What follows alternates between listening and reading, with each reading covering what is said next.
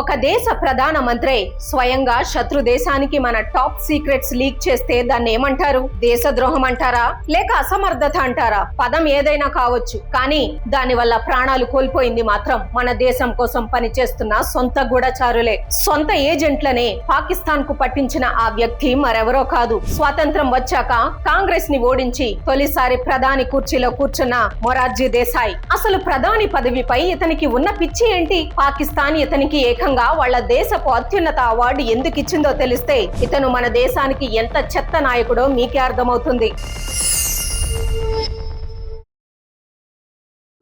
Morarji Desai mind set ఎవరికీ అర్థం కాదు. ఇతను 1896లో పుట్టాడు. 15 ఏళ్ల వయసులో తండ్రి బావిలో పడి చనిపోతే ఒక్క చుక్క కన్నీరు కూడా కార్చలేదు. నేను చిన్నప్పుడే ఏడవడం మానేసా అని దాన్ని ఒక గొప్పగా చెప్పుకునేవాడు. అది ఏ మాత్రం మానవత్వం లేని మొండితనం. ఇతని అలవాట్లు కూడా అంతే వింతగా ఉండేవి. పాలు తాగడు, మందు ముట్టడు, కానీ ఆరోగ్యానికి మంచిదని రోజు తన మూత్రాన్ని తానే తాగేవాడు. బ్రిటిష్ వాళ్ల దగ్గర సివిల్ సర్వీస్ అధికారిగా పనిచేసి కేవలం తనకున్న పొగరు పంతం వల్లే ఆ ఉద్యోగాన్ని వదిలేశాడు. తాను పట్టిన కుందేలుకు 3 కాళ్లు అన్నట్లు ప్రవర్తించే ఈ మొండి ఘటానికే దేశాన్ని పాలించాలనే విపరీతమైన ఆశ పుట్టింది. ఇతనికి ప్రధాని కుర్చీ మీద ఉన్న పిచ్చి అంతా ఇంత కాదు. నెహ్రూ బ్రతికున్నప్పుడే ఆ కుర్చీ ఎప్పుడు ఖాళీ అవుతుందా అని ఎదురు చూశాడు. కానీ 1964లో నెహ్రూ చనిపోయాక అప్పటి కాంగ్రెస్ అధ్యక్షుడు కె కామరాజ్ ఇతని పొగరును పసిగట్టి వ్యూహాత్మకంగా లాల్ బహదూర్ శాస్త్రిని ప్రధానిని చేశాడు.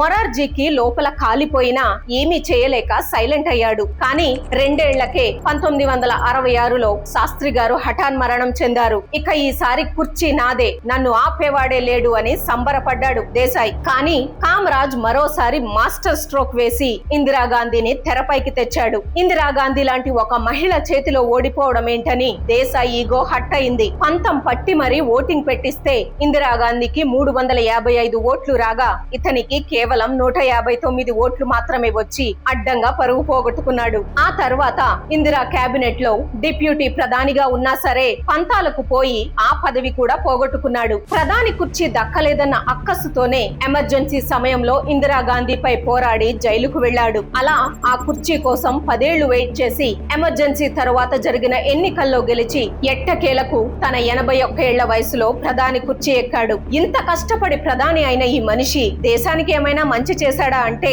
తన చేతులారా దేశ భద్రతను గాలి కొదిలేశాడు. ఇతనికి మన ఇంటెలిజెన్స్ సంస్థ రా అంటే అస్సలు పడేది కాదు. ఇది ఇందిరాగాంధీ పెంచి పోషించిన సంస్థ అనే సాకుతో ఏకంగా రా బడ్జెట్ నే 30% కట్ చేసి పడేశాడు. సరిగ్గా అదే సమయంలో పాకిస్తాన్ లో కహూటా అనే ప్రాంతంలో వాళ్ళు సీక్రెట్ గా అణుబాంబు తయారు చేస్తున్నారు. ప్రాణాలకు తెగించి పాకిస్తాన్ లోకి వెళ్లిన మన రా ఏజెంట్లు ఆ రహస్యాన్ని కనిపెట్టి ఆ ప్లాంట్ ను నాశనం చేయడానికి మాస్టర్ ప్లాన్ వేశారు. కానీ ఇక్కడే ఈ మొరార్జీ దేశాయ్ ఒక క్షమించరాని ద్రోహం చేశాడు. పాకిస్తాన్ అధ్యక్షుడు జియా ఉల్ హక్ తో ఫోన్ లో మాట్లాడుతూ మీరు కహూటాలో న్యూక్లియర్ బాంబు తయారు చేస్తున్నారని మాకు తెలుసులే అని తన అతి తెలివి ప్రదర్శిస్తూ నోరు జారాడు. అంతే, ఆ ఒక్క మాటతో పాకిస్తాన్ అలర్ట్ అయిపోయింది. కహూటా చుట్టుపక్కల దాక్కున్న మన రా ఏజెంట్లందరినీ పట్టుకుని దారుణంగా కిరాతకంగా చంపేసింది. ఇతని నోటి దురుసు వల్ల మన ఆపరేషన్ ఫెయిల్ అవడమే కాదు, పాకిస్తాన్ తన అణుబాంబును సులభంగా తయారు చేసుకుంది. సొంత ఏజెంట్లు చనిపోయినా ఇతని పొగరు మాత్రం తగ్గలేదు. ప్రధానమంత్రి అయ్యాక కూడా